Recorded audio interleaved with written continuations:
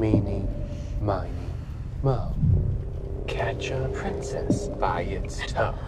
It's good to see you again, and I'm so glad we're getting to talk about The Stranger again. I remember we chatted about it before when it was a Quibi show, and I'm so happy that it's getting a movie re-release now because it is something that it was one of my favorite Quibi titles, and nice. I want it to keep going. Essentially, what was it like when you first heard that Vina was getting the rights back and was recutting it as a feature? Surprising. I mean, I don't really. I'm really happy for Vina and that. Hopefully more people will get to see what we made. I never expected it for sure. Like we made all these Quibbies and then they kind of disappeared. So I know that Vina's kept it going and she's taken it to like some festivals. I think maybe it was on like Tubi, something. It was on something else at one point too. So I guess much like my character in The Stranger, it just keeps coming back to life. I can't help but notice your Through the Never product placement there. It's more a little bit of love to show for you. That's sweet, man. I remember when it first came out on Netflix, I was like, oh wow, this is awesome. So I had to buy it physically because that's who I am. So I had to show you a little love. Now looking back on the production and Carl E., I mean, he is such a fascinating character and also a very timely one. I mean, I remember chatting with Vina and how she really wanted to explore the sort of toxic masculinity we see a lot today. What was it like for you, diving into that character and having to explore so many of those themes? When we made it, which was, I don't know, 4 or 5 years ago, I think we were still in,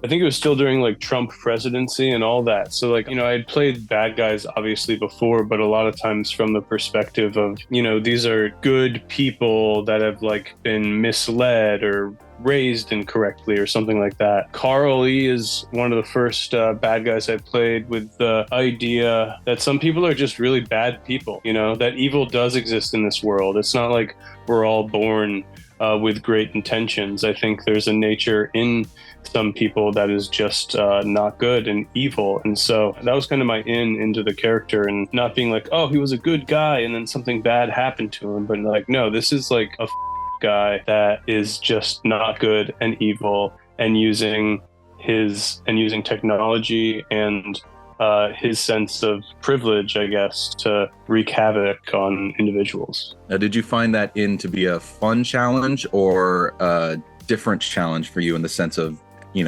not having this sort of tragic background, but instead just being evil from the get-go? It was fun. I mean, I think the movie itself is a lot of fun. That's what it's a horror movie, but like there's an awareness to it that I'm not saying it's like campy, but it's like a fun, entertaining watch. Like this is something that is meant to scare, but is also, meant to make you laugh and meant to like, I think it would be a good movie to watch with like some popcorn. I think it really is like a fun movie. And so I tried to approach it with that evil, but having fun being able to indulge in it, I guess. One thing I found so interesting about Carl E. was just his physicality, his movement. I mean, he's very confident, very forward, but at the same time, as we see as it goes on, we see a little bit of vulnerability here and there. What was it like finding the physical language of him throughout the production? Yeah, I never spend much time, honestly, like trying to develop a certain physicality. I kind of believe that if I go from the inside out, like the physicality will manifest itself, I guess. So for me, it's just all about, what drives the character forward, what's happening on the inside that's motivating what they're doing. And I think if those motivations are correct, then my body physically changes with those motivations. I think that's kind of what it's that, and it's the costumes. I think I always have a lot of fun and creativity with the costume designers in trying to find something that feels right for the character. And I think clothes can really change the way you move. So I never really spend much time like thinking about how I'm moving. I let other choices inform it and let it go from there. Well, I like the approach you take, and you actually took my next question away, which was about the costume. I always love hearing how collaborative you guys are with one another. So that's awesome that you were able to do that on this one. Now, what was with working with Micah? I mean, obviously you're supposed to be terrorizing her throughout this production, but even in that first conversation you have after she picks you up, there's this weird sort of friendliness to it, even though there's obviously a sinister nature underneath it. What was it like developing that sort of cat and mouse rapport with her throughout filming? You know, Micah had a huge responsibility in this movie. I mean, obviously she's in basically every frame of it. There wasn't like, I don't feel like there was like a bonding process per se where we like got to know each other or anything. We were getting to know each other like in real time while we were working. And again, like I feel like a lot of my relationships with people that I'm working with are informed by the relationships they have on screen, you know? And so one thing I did with Micah, which I never told her while we were filming, was I found out as much as I could about her online, which I feel like is kind of what Carl E would do. And then I didn't tell her that I knew all this stuff about her.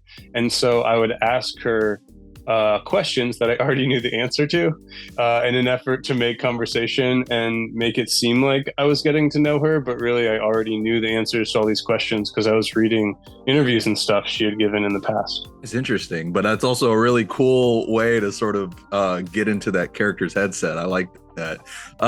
Now I'd love to talk about the end of this where, you know, it's the wolves and you and Micah in that final showdown. What was it like going into the filming of that day, knowing what was about to happen to Carl E? I mean, that day was a ton of fun. You know, at this point, I think it was one of the last things I shot anyway. And, you know, the tone of the show and my comfortability on set was greater than when I had begun. You know, I think like Vina and I had developed our shorthand, and it was, you know, it was just a lot.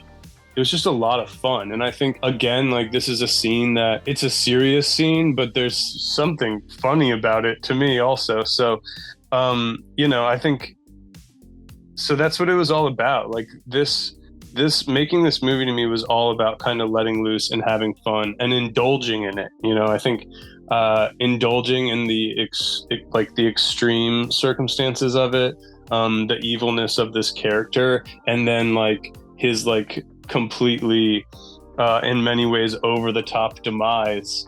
You know, I just tried to relish and have fun, and you know, that day was really fun. I remember it being really, really hot, and I was in like a sweater and a jacket, which was not fun, but other than that, like we had a great time. One of the downsides of filming in the LA River is it can get very hot really quick. Sure. I mean, listen, I've been in a lot more extreme circumstances on a film set, but it was very hot. Well, we've talked about Vina, and I spoke with her recently about the re-release and mentioned how she had at one point discussed the idea of an anthology to continue The Stranger, and her idea was maybe doing a zombie world and maybe even bringing Carl E back in that form. And I'm curious, you know, whether it be that sort of out there idea or even just another version of this story but with new characters. What are your thoughts on possibly coming back to this world? I have no idea. I mean, look, I had a lot of fun making it, you know. I think what I'll say is I think it's awesome the movie is getting a like second or third life or whatever, but I also think like this is a time in our business, especially when like we need new content and we need to be making new content, and if that means continuing this story or just creating other new stories, you know, I mean, I think that's the point we're at in the business, is like it's time to make new stuff. You know, it's time to understand that people are ready for consuming new ideas, new stories, and that kind of stuff. And if that means Carl E coming back as a zombie, I mean, my first impression of that, I guess, is that sounds like something that I could indulge and have even more fun with. But I'm all about new stories, and I think that this is a time in our business where we need to show the world that what they want is something new. I couldn't agree more. And so for my final question, or a couple of questions, then I'd love to look away from the film and see what what you have coming up that you're really excited to get to share with the world. So the only thing I have in the can right now is this Netflix series that Pete Berg directed called American Primeval. It's like kind of a Manifest Destiny, Oregon Trail kind of story that takes place in the 1800s, and it's going to be just incredibly intense and violent. And the journey I go on that is maybe the most extreme journey that I've ever gone on as a character, which is really saying a lot. But it's a real, I haven't seen anything of it, but we ended up finishing it just after the strike, and that'll be coming out, I think, this year, but I honestly don't know. Well, I'm excited to hear more about it. I mean, I love the sort of Western boom we've been seeing lately about the frontier life. So I'd love to dive in when that comes along.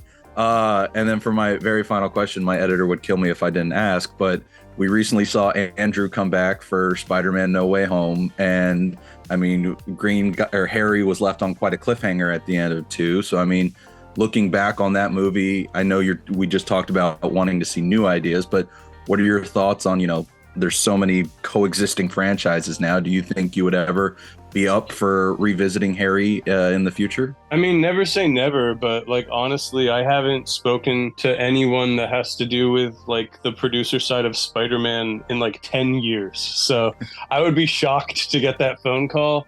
I have no idea what's going on over there. I had no idea. Like, when Andrew was making the latest Spider-Man, or the one that he was in, I didn't know it was happening. And people kept asking me, like, are you in the Spider-Man movie? And I was like, what the f*** are you talking about? Like, why are you asking me that question that was so long ago? I mean, look, I love playing like comic book characters, superheroes, that kind of thing. I would be very interested in returning to that world in some way, but for it to be Spider-Man related, I would just be absolutely shocked, because like, again, like, I haven't gotten a phone call, an email, anything from those people in like 10 years. That's crazy. I mean, I really liked you as Harry in that movie, so I would hope that they would want to get you back on board. But if not, hopefully then in another universe we see it, because I mean, there's so many different characters I think you would be great for. But in the meantime, though, I really look forward to keeping the word alive about The Stranger. Like I said, I love this thing so much. So I want people to get their eyes on it. So Dane, thanks, man, for taking the time. I greatly appreciate it. Thank you. Appreciate it.